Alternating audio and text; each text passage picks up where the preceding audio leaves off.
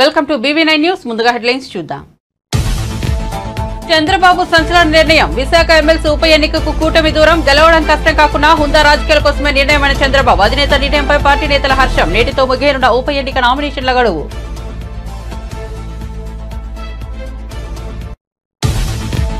పలావ్ లేదు, బిర్యానీ లేదు, చంద్రబాబు మోసం ప్రజలకు అర్థమవుతోందన్న జగన్. హామీలు అమలు చేయకుండా చంద్రబాబు ప్రజలను మోసం చేస్తున్నాడన్న జగన్. గతంలో తాము ఇచ్చిన పథకాలను కూడా అమలు చేయడం లేదన్న ఆరోపణ. చంద్రబాబు మోసాన్ని చూస్తున్న ప్రజల్లో ఆగ్రహం రగులుకుంటోందని వ్యాఖ్యలు.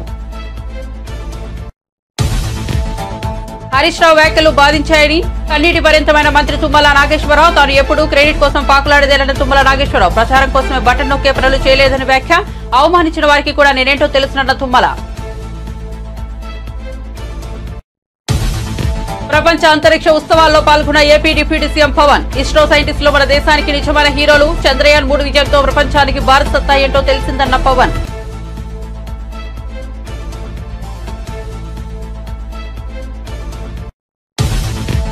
జోగిరాజుపై ఎఫ్ఐఆర్ నమోదు చేసిన ఏసీబీ. A1 గా జోగిరాజు, A2 గా జోగి వెంకటేశ్వర్ల పేర్లు. ఎఫ్ఐఆర్ లో మండల సర్వేయర్ రమేష్, గ్రామ సర్వేయర్ జేసీపీ పేర్లు కూడా. Section 120B 420 IPC, PC act 7, 12 సెక్షన్ల కింద కేసు నమోదు. తెలంగాణలోని ప్రభుత్వ హాస్టళ్లలో ఏసీబీ తనిఖీలు. అక్రమాలపై ఆరోపణల నేపథ్యంలో రాష్ట్ర వ్యాప్తంగా దాడులు. విద్యార్థుల సంఖ్య, వారికి అందుతున్న సౌకర్యాలపై ఆరా. రికార్డును పరిశీలిస్తూ విద్యార్థులతో మాట్లాడుతున్న అధికారులు.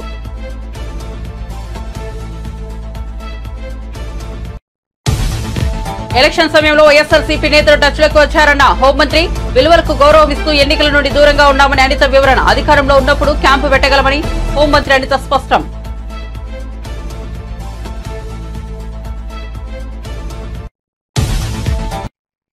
ఇక వార్త వివరాల్లోకి వెళ్తే, ఉమ్మడి విశాఖపట్నం జిల్లాలో స్థానిక సంస్థల కోట ఎమ్మెల్సీ స్థానం కోసం జరగనున్న ఉప ఎన్నికకు దూరంగా ఉండాలని కూటమి ప్రభుత్వం నిర్ణయించింది. పార్టీ నేతలతో నిర్వహించిన టెలికాన్ఫరెన్స్ లో టీడీపీ అధినేత ముఖ్యమంత్రి చంద్రబాబు నాయుడు ఈ విషయాన్ని స్పష్టం చేశారు. ఎన్నికల్లో గెలవడం పెద్ద కష్టం కాదని, అయినప్పటికీ హుందా రాజకీయాల కోసమే ఈ నిర్ణయం తీసుకున్నట్లు తెలిపారు. చంద్రబాబు నిర్ణయంపై కూటమి నేతలు కూడా హర్షం వ్యక్తం చేశారు. సీఎం అత్యంత హుందాగా వ్యవహరించారని కొనియాడారు. కాగా ఉప ఎన్నిక నామినేషన్ల గడువు నేటితో ముగియనుంది.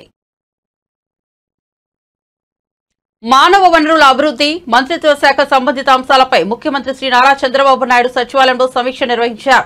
ఈ సమావేశంలో మంత్రి నారా లోకేష్, సంబంధిత ఉన్నతాధికారులు కూడా పాల్గొన్నారు. ఎన్నికల్లో ఇచ్చిన హామీలు అమలు చేయకుండా చంద్రబాబు ప్రజలను మోసం చేస్తున్నాడని వైసీపీ అధ్యక్షుడు జగన్ విమర్శించారు. చంద్రబాబు బిర్యానీ పెడతానని చెప్పి మోసం చేస్తున్నాడని జనం మాట్లాడుకుంటున్నారని, జగన్ అధికారంలో ఉన్నప్పుడు పలావు పెట్టి బాగానే చూసుకున్నాడని కూడా అనుకుంటున్నారని వివరించారు. కానీ ఇప్పుడు పలావు లేదు, బిర్యానీ లేదు, ప్రజలకు పస్తులు తప్పడం లేదు. చంద్రబాబు చేస్తున్న మోసం ఏంటో ప్రజలకు బాగా అర్థమవుతోందని జగన్ వ్యాఖ్యానించారు. తాడేపల్లిలో అనకాపల్లి, మాడుగుల, చోడవరం నియోజకవర్గాల ఎంపీటీసీలు, జెడ్పీటీసీలతో సమావేశమయ్యారు. ఈ సందర్భంగా ఆయన ఈ వ్యాఖ్యలు చేశారు. ఇదిగో ఈ నెలలో ఈ కార్యక్రమం జరుగుతుంది, ఇదిగో ఈ నెలలో ఈ కార్యక్రమం జరుగుతుంది అని చెప్పి ఏకంగా క్యాలెండర్ ఇచ్చి మాట తప్పకుండా, ఎన్ని సమస్యలు మనకున్నా కూడా, కోవిడ్ లాంటి మహమ్మారి కూడా మన రాష్ట్రాన్ని పీడించిన రోజుల్లో కూడా సాకులు చెప్పలేదు, కారణాలు ఇవ్వలేదు. ఎన్నికల్లో ఏదైతే మాట చెప్పామో ఆ మాట కోసం కట్టుబడి క్యాలెండర్ ఇచ్చి మరీ ఏ నెలలో ఏ పథకం ఇస్తామో చెప్పి మరీ బటన్లు నొక్కి నేరుగా ప్రతి ఇంటికి మంచి చేశాం. చేసిన మంచి ఎక్కడికి పోదు.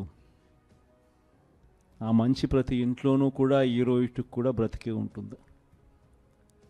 నెక్స్ట్ ఎన్నికలు వచ్చేసరికి మనం చేసిన ఈ మంచే, చంద్రబాబు నాయుడు చేసిన ఈ మోసమే ఒక కోపంగా మారుతుంది.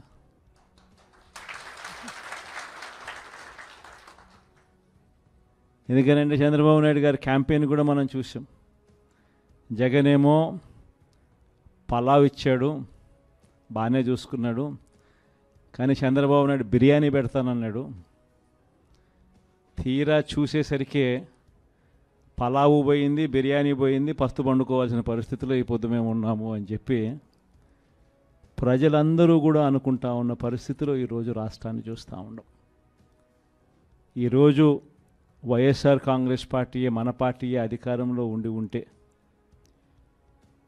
ఈ పార్టీకే మీ జగన్ రైతులందరికీ రైతు భరోసా ఇచ్చేసిండు. ఇప్పటికే రైతు భరోసా సొమ్ముతో వ్యవసాయంలో రైతులందరూ కూడా చక్కగా వ్యవసాయం చేసుకుంటూ కనిపించుండేవారు. వైఎస్ఆర్ కాంగ్రెస్ పార్టీయే ఉండింటే, మీ జగనే ముఖ్యమంత్రిగా ఉంటే ఈ పాటికే బడులకు పోతా ఉన్న పిల్లలందరూ కూడా సంతోషంగా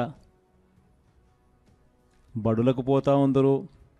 వాళ్ళ అమ్మలందరికీ కూడా ఈ పాటికి అమ్మఒడి పథకం కూడా ఈ పాటికి అంది వాళ్ళందరూ కూడా సంతోషంగా ఉండుండేవాళ్ళు. ఈ పాటికి అక్క చెల్లెమ్మల ముఖంలో చిరునవ్వు కనిపిస్తూ సున్నా వడ్డీకి సంబంధించిన సొమ్ము కూడా ఆ పొదుపు సంఘాల అక్క చెల్లెమ్మలకు అందరికీ కూడా సున్నా వడ్డీకి సంబంధించిన డబ్బులు కూడా వాళ్ళందరికీ కూడా ఏప్రిల్లోనే మామూలుగా ఇస్తూ ఉంటుంది. ఎన్నికలు కాబట్టి, కోడ్ కాబట్టి ఒక అటు ఇటుగా పోయినా కూడా మనం వచ్చిన వెంటనే ఈ పాటికే మీ జగనే ఉంటే ఆ సొమ్ములు కూడా వచ్చి ఉండేటివి. మీ జగనే ముఖ్యమంత్రిగా ఉండింటే, వైఎస్ఆర్ కాంగ్రెస్ పార్టీ మన పార్టీ అధికారంలో ఉండుంటే ఈ పాటికి విద్యా దీవెన కింద ప్రతి పిల్లాడికి కూడా వాళ్ళు కట్టాల్సిన ఫీజులు ప్రతి త్రైమాసికం 3 నెలలకు ఒకసారి వాళ్ళకు సంబంధించిన ఫీజులు మళ్ళీ 3 నెలల లోపల. నెల్లూరు జిల్లాలోని శ్రీహరికోటలోని సతీష్ ధావన్ అంతరిక్ష కేంద్రంలో జరిగిన ప్రపంచ అంతరిక్ష ఉత్సవాల్లో ఆంధ్రప్రదేశ్ రాష్ట్ర ఉప ముఖ్యమంత్రి పవన్ కళ్యాణ్ పాల్గొన్నారు. ఈ సందర్భంగా ఆయన మాట్లాడుతూ, నేను శాస్త్రవేత్తను కాదు, కానీ నన్ను ఈ కార్యక్రమానికి ఆహ్వానించారు. నాకు ఆశ్చర్యం కలిగిందని చెప్పుకొచ్చారు. నా జీవితంలో ఏది కోరుకున్నా జరుగుతుందనేది నిరూపితమైంది. చిన్నప్పటి నుంచి శ్రీహరికోటకు రావాలని అనుకునేవాడిని. అది ఇప్పుడు నెరవేరింది. నేను నెల్లూరులో చదువుకున్న అప్పట్లో ఆర్యభట్ట ఉపగ్రహాన్ని ప్రయోగించారు. దీనిపై పిల్లల్లో శాస్త్రీయంగా ఎంతో ఆసక్తి ఉండేది. నేను ఎక్కువగా అంతరిక్షం గురించి మా టీచర్లను అడిగేవాడిని. దీంతో నన్ను ఆర్యభట్ట సైన్స్ క్లబ్ కు అధ్యక్షుడిని చేశారని పవన్ చెప్పుకొచ్చారు. ఎన్నో ఇబ్బందులు పడి ఆర్యభట్ట మోడల్ను రూపొందించాం. శాస్త్రవేత్తలు మనిషి రూపంలో ఉన్న దేవుళ్లు, కానీ సైన్స్ అండ్ టెక్నాలజీ బడ్జెట్ తక్కువగా ఉంది. వేదాల్లో కూడా సైన్స్ చాలా ఉంది. చాలా మంది యువకులు ఇస్రో నుంచి స్ఫూర్తి పొందుతున్నారని పవన్ కళ్యాణ్ వెల్లడించారు.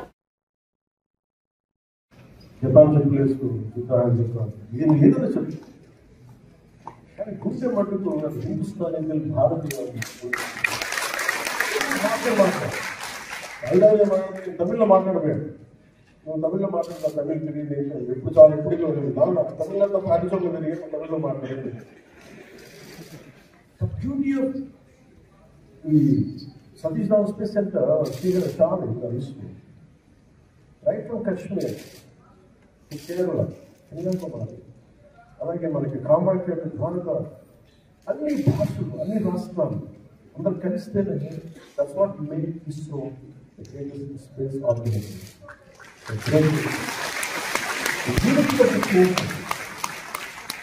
The cultural integrity of this nation has reflected in ISRO. ISRO is not just about scientific advancement, it is also about integrity of the nation. Maybe you might be Muslim, you might be Hindu, you might be Christian, no matter which religion you belong to. But we all work for the nation. That's what ISRO stood for. That's what Shah stood for. That's what Science and Space Center stood for, under the leadership of Rajarajan and other distinguished 4 years ago.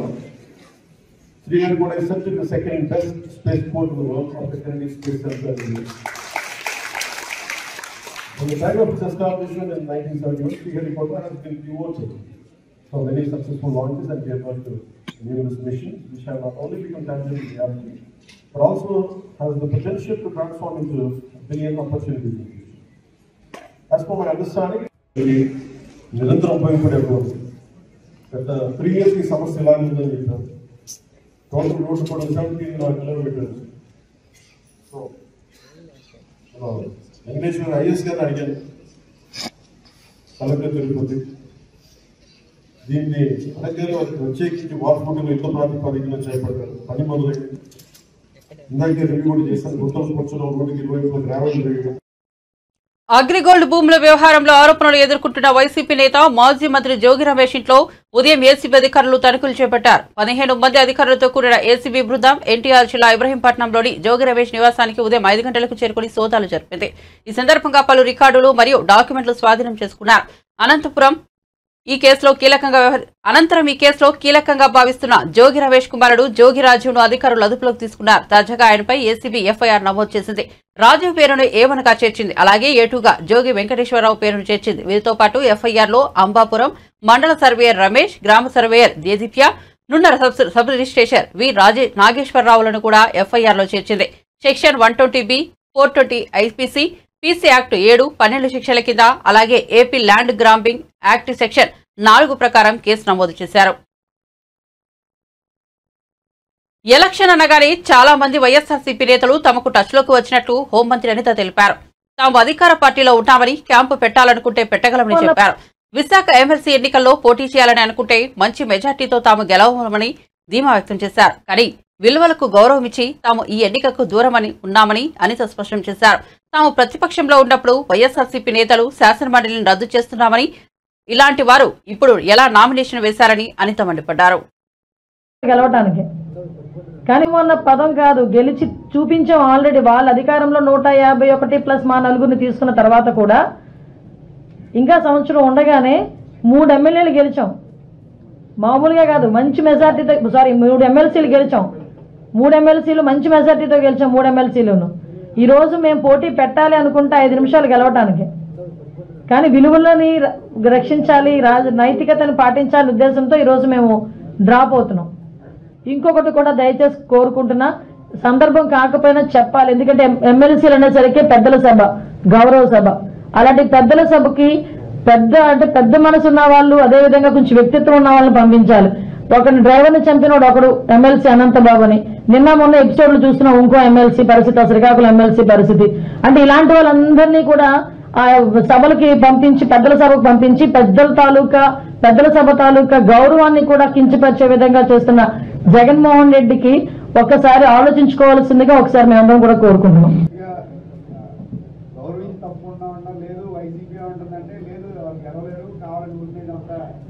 నేను అందుకే అన్నానండి ఇందాక, గెలవలేము అన్న పదం కాదు, గెలిచి చూపించాం. Already వాళ్ళ అధికారంలో 151 ప్లస్ మా నలుగురిని తీసుకున్న తర్వాత కూడా ఇంకా సంవత్సరం ఉండగానే 3 ఎమ్మెల్యేలు గెలిచాం. మామూలుగా కాదు, మంచి మెజార్టీతో 3 ఎమ్మెల్సీలు గెలిచాం. 3 ఎమ్మెల్సీలు మంచి మెజార్టీతో గెలిచాం. 3 ఎమ్మెల్సీలను ఈరోజు మేము పోటీ పెట్టాలి అనుకుంటే 5 నిమిషాలు గెలవటానికి. కానీ విలువలని రక్షించాలి, నైతికతను పాటించాలి ఉద్దేశంతో ఈరోజు మేము డ్రాప్ అవుతున్నాం. ఇంకొకటి కూడా దయచేసి కోరుకుంటున్నా, సందర్భం కాకపోయినా చెప్పాలి. ఎందుకంటే ఎమ్మెల్సీలు అనేసరికి పెద్దల సభ, గౌరవ సభ. అలాంటి పెద్దల సభకి పెద్ద మనసు ఉన్న వాళ్ళు, అదేవిధంగా కొంచెం వ్యక్తిత్వం ఉన్న వాళ్ళని పంపించాలి. ఒకరిని డ్రైవర్ని చంపినోడు ఒకడు ఎమ్మెల్సీ అనంతబాబు అని నిన్న మొన్న ఎపిసోడ్లు చూస్తున్నాం. ఇంకో ఎమ్మెల్సీ పరిస్థితి, శ్రీకాకుళం ఎమ్మెల్సీ పరిస్థితి. అంటే ఇలాంటి వాళ్ళందరినీ కూడా ఆ సభలకి పంపించి, పెద్దల సభకు పంపించి పెద్దల తాలూకా విద్యార్థుల సంఖ్యను ఎక్కువ చూపడం, రికార్డుల్లో అవకతవకలు చేయడం సహా తెలంగాణలోని ప్రభుత్వ హాస్టళ్లలో పలు అక్రమాలు జరుగుతున్నాయనే ఫిర్యాదులపై అవినీతి నిరోధక శాఖ స్పందించింది. మంగళవారం ఉదయం నుంచి రాష్ట్రంలోని వివిధ ప్రభుత్వ హాస్టళ్లలో తనిఖీలు చేపట్టింది. తెల్లవారుజామునే హాస్టళ్లకు చేరుకుని విద్యార్థుల సంఖ్య, వారికి అందుతున్న సౌకర్యాలను ఏసీబీ అధికారులు పరిశీలిస్తున్నారు. విద్యార్థులకు అందిస్తున్న ఆహారం నాణ్యతను పరీక్షించారు. విద్యార్థులతో మాట్లాడుతూ అక్కడున్న సౌకర్యాలపై ఆరా తీస్తున్నారు. రాష్ట్రంలోని బీసీ, ఎస్సీ, మైనార్టీ వసతి గృహాల్లో అధికారులు దాడులు చేస్తున్నారు. 6 గంటలకు సర్ప్రైజ్ చెక్ కోసం రావడం జరిగింది. మహబూబ్ నగర్ ఏసీబీ డిఎస్పీ అని నేను మరియు ఇన్స్పెక్టర్ లీగల్ మెట్రాలజీ, తర్వాత ఫుడ్ సేఫ్టీ ఆఫీసర్స్, తర్వాత శానిటరీ ఆఫీసర్స్, తర్వాత ఆడిట్ సంబంధించిన ఆఫీసర్స్ అందరం వచ్చి కూడా ఈ లోపల తనిఖీ చేయడం జరిగింది. అంటే ముఖ్యంగా హాస్టల్లో విద్యార్థులకు సరైన పౌష్టికాహారం సరిగా ఇవ్వట్లేదని, ఆ తర్వాత బిల్లుల విషయంలో కొన్ని అక్రమాలు జరుగుతున్నాయని సమాచారం మేరకు సోదాకు రావడం జరిగింది. వచ్చి అందరం కలిసి, అందరు అధికారులతో కలిసి పరిశీలిస్తే లోపల రైస్ కానీ, పప్పులు కానీ అన్ని నాసిరకంగా ఉండి పూర్తిగా వంటకు సరిగా ఉపయోగకరంగా లేని పరిస్థితుల్లో ఉన్నాయి. మెనూ ప్రకారం కూడా వారు సరిగా భోజనం పెట్టడం లేదు. అలాగే వాష్రూమ్స్ అన్ని డోర్స్ లేకుండా, క్లీనింగ్ లేకుండా చాలా డర్టీగా ఉన్నాయి. అదే పరిసరాలు కూడా ఏం బాగా లేకుండే. వెంటనే వచ్చి హాస్టల్ వెల్ఫేర్ ఆఫీసర్ వార్డెన్ కోసం ఆరాధిస్తే అతను మార్నింగ్ ఆబ్సెంట్ ఉండే లేడు. తర్వాత విషయం తెలుసుకొని ఫోన్ స్విచ్ ఆఫ్ చేసుకోవడం జరిగింది. దాంతో వాళ్ళ పై అధికారులని మహబూబ్ నుంచి పిలిపించాము, విచారణ చేస్తున్నాము. ముఖ్యంగా మెనూ ప్రకారంగా డైట్ పెట్టడం, మంచి పౌష్టికాహారం ఇవ్వడం, నీట్నెస్, తర్వాత ఇవన్నీ ఉండే అవన్నీ కూడా ఏం పాటించట్లేదు. దీనిపై మొత్తం అంతా విచారణ జరిపి మా డీజీ గారికి మేము రిపోర్టు ఇవ్వడం జరుగుతుంది. దానిలో భాగంగానే అన్ని శాఖలకు చెందిన అధికారులు, మా ఇన్స్పెక్టర్లు, మరి మా సిబ్బంది అందరం వచ్చి కూడా ఈ తనిఖీలు నిర్వహించడం జరుగుతుంది.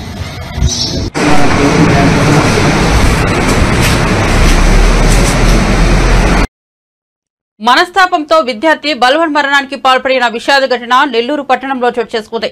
అనంతపురం జిల్లా తాడిపత్రికి చెందిన ప్రదీప్ పట్టణంలోని నారాయణ మెడికల్ కళాశాలలో బీడీఎస్ 2వ సంవత్సరం చదువుతున్నారు. ఈ క్రమంలోనే కొన్నాళ్ల నుంచి ప్రదీప్ ను రాహుల్ అనే ఎంబీబీఎస్ విద్యార్థి లైంగిక వేధింపులకు గురి చేస్తున్నాడు.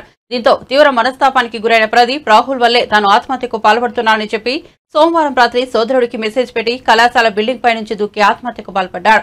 కుటుంబ సభ్యుల ఫిర్యాదు మేరకు ఘటనా స్థలానికి చేరుకున్న పోలీసులు కేసు నమోదు చేసుకుని దర్యాప్తు చేస్తున్నారు. తమ కుమారుడి చావుకు కారణమైన నిందితుడు రాహుల్ వెంటనే శిక్షించాలని కోరుతూ మార్చిని వద్ద బంధువులు కుటుంబ సభ్యులు నిరసన తెలిపారు. మా అబ్బాయి బీడీఎస్ ఈ ఎంబీబీఎస్తో వాళ్ళందరితో కలిసే ఉండేవాడు అనమాట. స్టార్టింగ్లో అందరూ బాగుంటారులే అనుకుంటే ఎంబీబీఎస్ ఫ్రెండ్స్ అందరూ ఒక సైడ్ వేసి మా తమ్ముడిని టార్గెట్ చేయడం అయింది. 2 years నుంచి అంటే సెప్టెంబర్ 2023 నుంచి ఫుల్ టార్చర్ చేస్తూ ఉన్నారన్నమాట. మెంటల్గా, సెక్చువల్గా. రాహుల్ అనే అబ్బాయి మెయిన్. దాని తర్వాత అతని రూమ్మేట్ అనమాట. నిన్న కూడా ఫోన్ చేశాడు, టికెట్ బుక్ చేయి, బుధవారం ఊరికి వస్తాను, ఆగస్ట్ 15 హాలిడే కదా వస్తా అనేసాను. అంతా బాగా మాట్లాడాడు. నిన్న రాహుల్ అనే అబ్బాయి 8 నుంచి 10 దాకా మా తమ్ముడు రూమ్లోనే ఉన్నాడంట. దాని తర్వాత ఏం జరిగిందో ఏమో నాకు 2:55కి మెసేజ్ పెట్టేసి ఇలా 2 years నుంచి ఆ అబ్బాయి చిత్రహింసలు పెడతా ఉన్నాడు, నేను చచ్చిపోవడానికి మెయిన్ కారణము, నేనైనా చచ్చిపోతే ఆ అబ్బాయికి శిక్ష పడుతుంది, కానీ బయటికి మాత్రం వాళ్ళందరూ నాదే తప్పు అనేలాగా పోర్ట్రే చేయడానికి ఉంటుంది, అది బయటికి పోకూడదని, నేను చచ్చిపోతేనే అది జరుగుతుంది అనేసి అని చనిపోయాడు. 5th floor నుంచి దూకి చనిపోయాడు.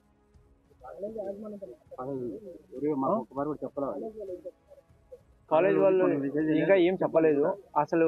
వాళ్ళు కూడా ఏ పేరెంట్స్కి కాల్ చేయలేదు. నాకు మా తమ్ముడు 2:55కి మెసేజ్ పెట్టాడు. నాకు వేరే ఒక మిస్డ్ కాల్ వస్తే ఆ టైంలో నిద్రపోతూ ఉంటాం కదా, లేచి చూసాను అనమాట. అప్పుడు నేను ఇంటిమేట్ చేశాను మా ఫ్యామిలీకి, అదే అక్కడ నెల్లూరులో ఉండే వాళ్ళకి. వాళ్ళు వెళ్ళిన తర్వాత వాళ్ళు వెళ్ళారు. అది కాక అబ్బాయి పడిన 1/2 hourకి అంబులెన్స్ వచ్చింది అనమాట. లేదంటే ముందే వచ్చింటే బతికిండే ఎవరికేం తెలుసు చెప్పలేము కదా. వాళ్ళ ఫ్రెండ్స్ అందరూ ఏమంటారు, మా దగ్గరకు వచ్చేసి మీ అబ్బాయి అదే మా తమ్ముడు చాలా సెన్సిటివ్ అన్న, ఎవరితో మాట్లాడు, ఈ అబ్బాయి మొత్తం అంతా ఎట్లా పడితే అట్లా చేస్తాడనేసి మొత్తం చెప్పారన్నమాట. కానీ పైకి వెళ్ళిన వెంటనే ఇప్పుడు చచ్చిపోయిన అబ్బాయితో ఎవరికి అవసరం లేదు కదా, బతుకున్నోడితోనే ఏదో ఒక పని ఉంటుంది అనేసి అని అందరూ ఒక మాట అనుకునేసి చేస్తూ ఉన్నారు అన్నమాట. మెయిన్ ఆ అబ్బాయే కారణము, సెక్సువల్ హరాస్మెంట్. అది రూమ్ లో కూడా రాశాడు మాట, నేను నాది సూసైడ్ కాదు, నాది మర్డరర్ వచ్చేసి రాహుల్ అనేసి. లెటర్లు ఏం రాలేదు, నాకే మెసేజ్ పెట్టాడు, సొంతానికి మెసేజ్ పెట్టాడు, గోడ పైన రాశాడు, గోడ పైన రాసింది చూపిస్తాను. మాజీ మంత్రి బీఆర్ఎస్ ఎమ్మెల్యే హరీష్ రావు వ్యాఖ్యలు తనను బాధించాయని మంత్రి తుమ్మల నాగేశ్వరరావు అన్నారు. తాను ప్రచారం కోసమే బట్టన్ నొక్కే పనులు ఎప్పుడూ చేయలేదన్నారు. ఎప్పుడూ క్రెడిట్ కోసం పాకులాడే వ్యక్తిని కాదన్నారు. ఎకరం పొలం కూడా తనకు సీతారామ ప్రాజెక్టు కింద లేదన్నారు. హరీష్ రావు అంటే తనకు ఇష్టమని, ఆయన మాట్లాడే సబ్జెక్ట్, ఆయనకు ఉన్న అవగాహన తనకు ఎంతో నచ్చుతాయని వ్యాఖ్యానించారు. కానీ అలాంటి హరీష్ రావు తన పట్ల ఇలాంటి వ్యాఖ్యలు చేయడం సరికాదన్నారు. సీతారామ ప్రాజెక్టు ఘనత కేసీఆర్ది అయితే కొంతమంది మంత్రులు తమ ఖాతాలో వేసుకోవడానికి పోటీ పడుతున్నారని హరీష్ రావు విమర్శించారు. ఫ్లెక్సీల నాయకులని ఎద్దేవా చేశారు. ఈ వ్యాఖ్యలపై మంత్రి స్పందించారు. ఖమ్మం క్యాంపస్ కార్యాలయంలో ఆయన మాట్లాడుతూ తాము తప్పు చేసి ఉంటే ప్రజలే బుద్ధి చెబుతారని హరీష్ రావుకు కౌంటర్ ఇచ్చారు. తనను అవమానించిన వారికి తానేంటో తెలుసునని ఒకంత కన్నీటి పర్యంతమయ్యారు. ఈ జిల్లా వాడుకోలేకపోతా ఉంది. కొన్ని వేల టీఎంసీ నీళ్లు మన పక్క నుంచే పోయినా కూడా ఖమ్మం జిల్లా భూభాగాన్ని తాకట్లేదు. కాబట్టి నాకు అవకాశం వచ్చినప్పుడల్లా నేనున్నటువంటి ప్రభుత్వంలో ఆనాటి ముఖ్యమంత్రుల్ని నాకు వీలైన కాడికి వాళ్ళతోటి ఒప్పించి దుమ్మగూడెం ప్రాజెక్టు దగ్గర మనకి లిఫ్ట్ చేసుకునే అవకాశం ఉందని చెప్పి ఆనాడు 97, 96 ఇరిగేషన్ మినిస్టర్గా దుమ్మగూడెం ప్రాజెక్టుని ప్రతిపాదించాను. కానీ ఆనాడు ఉన్నటువంటి బడ్జెట్ రిస్టెన్స్ వల్ల దేవాదులు తీసుకోవాల్సి వచ్చింది. దాని తర్వాత రాజశేఖర రెడ్డి గారి ఆధ్వర్యంలో ఆ దుమ్మగూడాన్ని ఇందిరాసాగర్, రాజీవ్ సాగర్ గా 2 భాగాలుగా విభజించడం జరిగింది. ఆనాటి ఆయన గారు దురదృష్టవశాత్తు మరణించటం, ఆ ప్రాజెక్టుకి తిలోదకాలు రావటం జరిగింది. తెలంగాణ ఉద్యమం వచ్చింది. ఆ ఉద్యమ ఫలితంగా టీఆర్ఎస్ ప్రభుత్వం అధికారంలోకి వచ్చింది. ఆ ప్రభుత్వం కూడా నన్ను ఆహ్వానించినప్పుడు కూడా నేను చెప్పాను, నాకు రాజకీయ కోరిక గోదావరి జలాలు, మీరు ఆ ప్రాజెక్టు నిర్మాణానికి అవకాశం ఇస్తానంటే ఇష్టం లేకపోయినా వస్తానని చెప్పాను. ఆహ్వానం మేరకు ఆయన గారు కూడా శాంక్షన్ చేశారు. ఆయన గారితోటే శంకుస్థాపన చేయించాను, పనులు మొదలుపెట్టాం.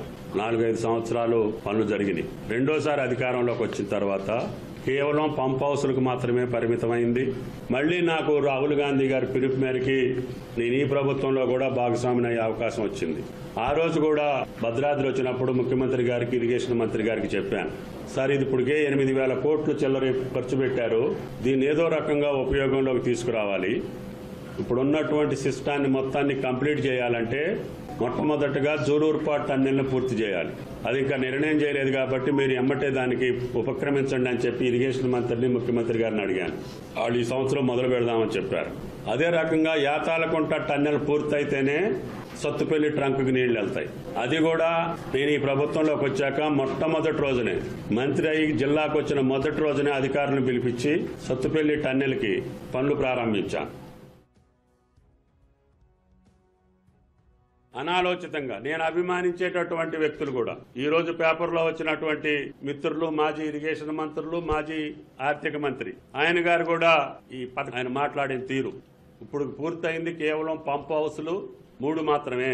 టన్నెల్స్ పూర్తి కాకుండా, ఈ 155 స్ట్రక్చర్లు పూర్తి కాకుండా, ఫీల్డ్ ఛానల్స్ లేకుండా, డిస్ట్రిబ్యూటరీస్ లేకుండా 1 ఎకరానికి కూడా నీళ్లు రావాలంటే ఇంకొక 5 సంవత్సరాలు కావాలి, ఇంకొక 10,000 కోట్లు కావాలి. అప్పుడు దాకా వేచి ఉండకూడదనే ఉద్దేశంతో ఈనాటి ప్రభుత్వంలో ముఖ్యమంత్రిని ఒప్పించి, ఇరిగేషన్ మంత్రిని ఒప్పించి 2 సార్లు పిలిపించి ఈ పథకం తీసుకున్నా తప్ప నేను బటన్ నొక్కటానికి కాదు. నా జీవిత కోరిక కాబట్టి ఆ ప్రాజెక్టులో అడ్వైజర్ అయిన పెంటారెడ్డి గారు ఆయనతోటి నొక్కించి అక్కడ ప్రజాప్రతినిధులతోటి కొబ్బరికాయ కొట్టించా.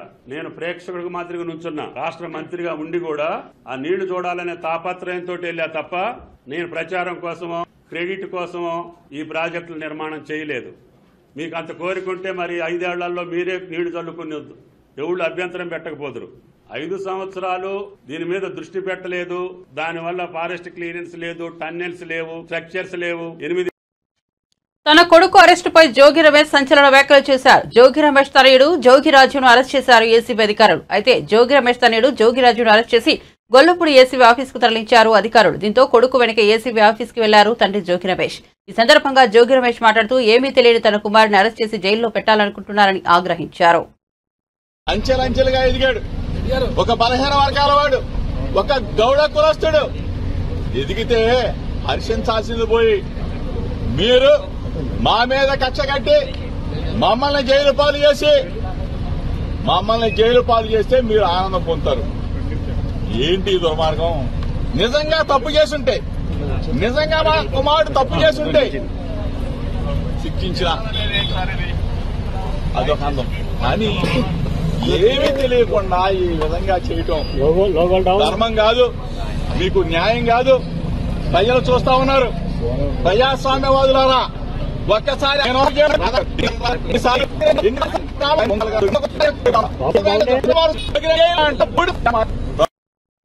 హైదరాబాద్ నందగిరి హిల్స్ పార్కు ఘటనపై అధికారులకు ప్రివిలేజ్ నోటీసులు ఇస్తామని ఖైరతాబాద్ ఎమ్మెల్యే దానం నాగేందర్ వెల్లడించారు. ప్రజా సమస్యలు పరిష్కరించడం తన బాధ్యతని, తనను అడ్డుకునే హక్కు ఏ అధికారికి లేదని వివరించారు. కేసులు తనకేమీ కొత్త కాదని, తనపై జీహెచ్ఎంసీ పెట్టిన కేసుపై భయపడేది లేదని దానం నాగేందర్ అన్నారు. నాలా ప్రభుత్వ స్థలాలు, పార్కులు కబ్జాకుంటే చర్యలు చేపట్టాలే తప్ప దళితుల గుడిసెలు తొలగించడం సరికాదని వివరించారు. త్వరలోనే ఈ విషయాన్ని సీఎం రేవంత్ రెడ్డి దృష్టికి తీసుకెళ్తానని వివరించారు. నేనేం చెప్పినా ప్రజల యొక్క వారికి రాకపోకలు ఇబ్బందులు అవుతున్నాయి. మనం అలా ట్రైబల్స్ని మనము అంటరాని వానిగా చూడొద్దు అని చెప్పి నేను మెసేజ్ కూడా పంపించాను. దానికి నాకు రిప్లై రాలేదు. అయితే ఒక ఎమ్మెల్యేగా అది నా రైట్, అది నా ఫండమెంటల్ రైట్. అది నేను పోతాను, ప్రజలు ఎక్కడ సమస్య ఉన్నా పోతాను. ఇలా కాదు ఇంకా 100 కేసులు పెట్టినా నేను పోతాను. వీళ్ళ మీద, అధికారుల మీద నేను ప్రివిలేజ్ మోషన్ ఇస్తున్నా. ఎందుకంటే నా నియోజకవర్గానికి పోవద్దని చెప్పడానికి వాళ్ళెవరు? వాళ్ళకేం అధికారం ఉంది? కాబట్టి నేను ప్రివిలేజ్ మోషన్ కూడా ఇవ్వబోతున్నా వాళ్ళ మీద. ఎందుకంటే ఇలాగా అద్దుమీరి ప్రవర్తిస్తూ ఉన్నారు. అద్దు ఎంత ఉందో అంత పని చేసుకుంటే వాళ్ళకు మంచిది, మాకు మంచిది. అధికారులు ఏదైతే డిపార్ట్మెంట్ వరంగా అది ఉంటే అక్కడ మీరు ఎవరిని ఇన్వాల్వ్ చేయలేదు. ప్రధానంగా జీహెచ్ఎంసీని ఇన్వాల్వ్ చేసేది ఉండే. ఈవీడీ ఏమంటే నీకు జీపీఏ ఇవ్వలేదు, ముఖ్యమంత్రి గారు రైట్ తీసుకొని మొత్తం హైదరాబాద్లో నీ ఇష్టం వచ్చినట్టు చేసుకోమని చెప్పలే. పార్క్ ఉంటే పార్క్ వాళ్ళని వీళ్ళు డిపార్ట్మెంట్ ఉంది, డిపార్ట్మెంట్ పిలిచి మీరు ఎందుకు ఇన్ని రోజుల నుంచి మీరు ఎందుకు తీసుకోలేదు అని వాళ్ళ మీద యాక్షన్ తీసుకోండి. ముందుగాల ఈ పార్క్ ల్యాండ్ ఎందుకు ఇట్లా వదిలేసిరని వాళ్ళని అడగాలి ముందుగాల. అవన్నీ ఏమి చేయలేదు. ఎవరో చెప్పిరంట, చెప్తే వాళ్ళు ఎవర్రా అని చెప్తే ఇక వాళ్ళ పేర్లు చెప్పాలంటే తర్వాత చెప్తా. ఎక్కడ చెప్పాలనో నేను ప్రివిలేజ్ మోషన్ ఇస్తున్నా, నోటీస్ ఇస్తున్నా. కాబట్టి ప్రివిలేజ్ మోషన్ ఇచ్చినప్పుడు ఏ డిపార్ట్మెంట్ వాళ్ళు సోమోటోగా కేసు పెట్టించారో దాని మీద నేను మాట్లాడతాను. నేను ఆల్రెడీ ముఖ్యమంత్రి గారి ఆఫీస్కి నేను జరిగిన సంఘటన అంతా పంపించాను. తప్పకుండా దీని మీద ఎక్కడ యాక్షన్ తీసుకోవాలో అక్కడ తీసుకుంటాము. ఎందుకంటే కొంతమంది ఆఫీసర్లకు కొన్ని ఉద్యోగాలు ఇష్టం ఉండదు. ఇదంతా ఏంటంటే ఇలాంటి ఉద్యోగం ఇష్టం లేక ఇక ఇట్లాంటి పనులు చేస్తే మమ్మల్ని తీసేసి ఇంకా మంచి ఉద్యోగం ఇస్తామని ప్రయత్నం చేస్తారు. కాబట్టి ఆ ప్రయత్నంలో భాగంగా మా మీద కూడా కేసు పెట్టిర్రేమో, సంతోషమే, దాన్ని వెల్కమ్ చేస్తాం. మా మీద ఇంతకుముందు గతంలో మేము ప్రజా వ్యతిరేక విధానాలకు పోరాడినాము. అప్పుడు చేసినప్పుడు 190 కేసులు ఉండే నా మీద. ఇది కూడా ప్రజా సమస్యల మీద పోరాడుతున్నాం. ఇంకా 10 కేసులు పెట్టుకున్నా నేను భయపడను. ఇలాంటి ఆఫీసర్లు ఇంతమందిని చూసినా ఇంతమంది పోయి నా ముందుకెచ్చి నేనేం కేర్ చేసేది లేదు. ఎందుకు వచ్చామని అడిగే అధికారం వాళ్ళకి లేదు. పోయినప్పుడు నేనేమన్నా చేసి నేను ప్రోత్సహించి నేను వాళ్ళని ప్రొవోకేట్ చేస్తే తప్పకుండా నా మీద నేను వార్నింగ్ ఇచ్చి వచ్చాను బస్తీ వాళ్ళకి. మీరు పొరపాటున కూడా చేయి పెట్టొద్దు, వాళ్ళకి అధికారం లేదు, మనం చెప్తాము, ఎక్కడ చెప్పాలో అక్కడ చెప్తామని చెప్పాను. రైట్ ఫోరంలో చెప్తానని చెప్పాను. ఆపిచ్చి నేనే వచ్చాను. ఇన్స్పెక్టర్ కూడా విట్నెస్ రికార్డు కూడా చేశారు. వాళ్ళు కూడా అవన్నీ తెలుసుకోకుండా సోమోటో కింద కేసు పెట్టారు. నిర్వహణ లోపం కారణంగానే ప్రాజెక్టులకు ఇబ్బందులు తలెత్తుతున్నాయని ఏపీ మంత్రి నిమ్మల రామానాయుడు అన్నారు. గత వైఎస్ఆర్సీపీ ప్రభుత్వం ప్రాజెక్టుల నిర్వహణ కోసం నిధులు వెచ్చించలేదని విమర్శించారు. తుంగభద్ర డ్యాంను మంత్రి పయ్యావుల కేశవ్తో కలిసి ఆయన పరిశీలించారు. సాధ్యమైనంత త్వరలో స్టాప్ లాక్ గేట్ ఏర్పాటు చేస్తామని చెప్పారు.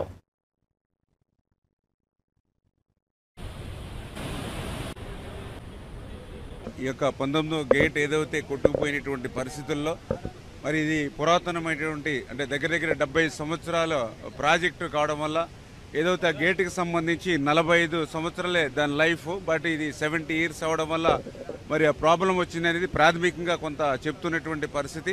ఏదైతే ఆ గేట్ స్థానంలో కూడా మరి పర్టికులర్గా స్టాప్ లాక్ గేట్ ఏదైతే ఉందో మరి అవి ఈ ప్రాజెక్టుకి లేకపోవడం వల్ల తాత్కాలికంగా మరమ్మతులు చేసుకోవడానికి కానీ తాత్కాలిక నీటి నిలుపుదల చేసుకునే అవకాశం లేనిటువంటి స్థితిలో ఏదైతే చంద్రబాబు నాయుడు గారు కూడా స్పందించి కన్నమ నాయుడు గారు ఎవరైతే ఈ యొక్క గేట్ల అమరికలో నిర్మాణంలో అత్యంత కీలకంగా ఉన్నటువంటి వ్యక్తిని ఆయన హైదరాబాద్లో ఉంటే మరి ఆయన కంటికి చికిత్స చేయించుకున్నా కూడా మరి స్పెషల్ ఫ్లైట్ కూడా అరేంజ్ చేసుకుని ఈయన ఇక్కడ పంపించి అంటే మా పోలవరం ప్రాజెక్ట్ గేట్ల అమరికలో కూడా ఆయనకి బాగా సమర్థత ఉన్నటువంటి వ్యక్తి.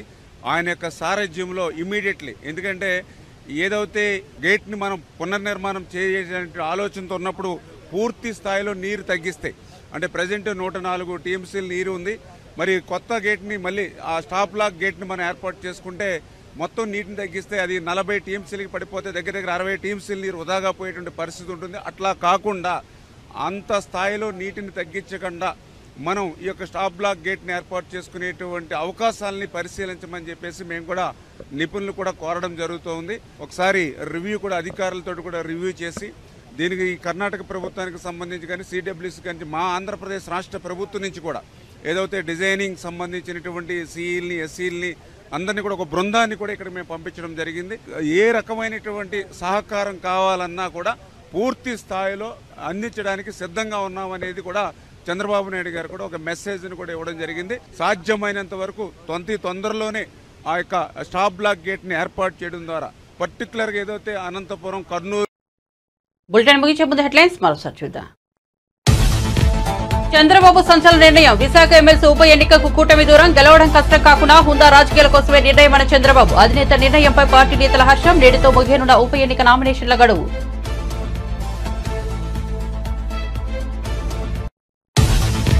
పలావు లేదు, బిర్యానీ లేదు, చంద్రబాబు మోసం ప్రజలకు అర్థమవుతోందన్న జగన్. హామీలు అమలు చేయకుండా చంద్రబాబు ప్రజలను మోసం చేస్తున్నాడన్న జగన్. గతంలో తాము ఇచ్చిన పథకాలను కూడా అమలు చేయడం లేదని ఆరోపణ. చంద్రబాబు మోసాన్ని చూస్తున్న ప్రజలు ఆగ్రహం రగులుకుంటోందని వ్యాఖ్యలు. హరీష్ రావు వ్యాఖ్యలు బాధించాయన్న కన్నీటి పర్యంతమైన మంత్రి తుమ్మల నాగేశ్వరరావు. తాను ఎప్పుడూ క్రెడిట్ కోసం పాకులాడలేదన్న తుమ్మల నాగేశ్వరరావు. ప్రచారం కోసమే బటన్ నొక్కే పనులు చేయలేదని వ్యాఖ్య. అవమానించిన వారికి కూడా నేనేంటో తెలుసునన్న తుమ్మల.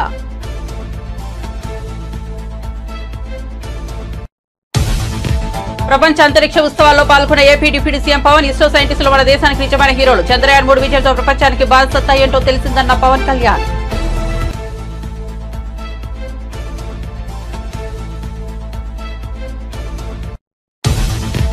జోగిరాజుపై ఎఫ్ఐఆర్ నమోదు చేసిన ఏసీబీ. A1 గా జోగిరాజు, A2 గా జోగి వెంకటేశ్వరుల పేర్లు. ఎఫ్ఐఆర్ లో మండల సర్వేయర్ రమేష్, గ్రామ సర్వేయర్ దేదీపే పేర్లు కూడా. Section 120B, 420 IPC, PC act 7, 12 సెక్షన్ల కింద కేసు నమోదు.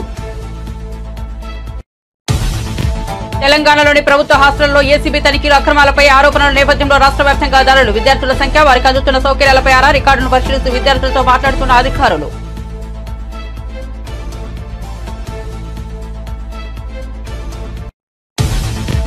ఎలక్షన్ సమయంలో వైఎస్ఆర్సీపీ నేతలు టచ్లోకి వచ్చారన్న హోంమంత్రి విలువలను గౌరవిస్తూ ఎన్నికల నుండి దూరంగా ఉన్నామని అనిత వివరణ అధికారంలో ఉన్నప్పుడు క్యాంపు పెట్టగలమని హోంమంత్రి అనిత స్పష్టం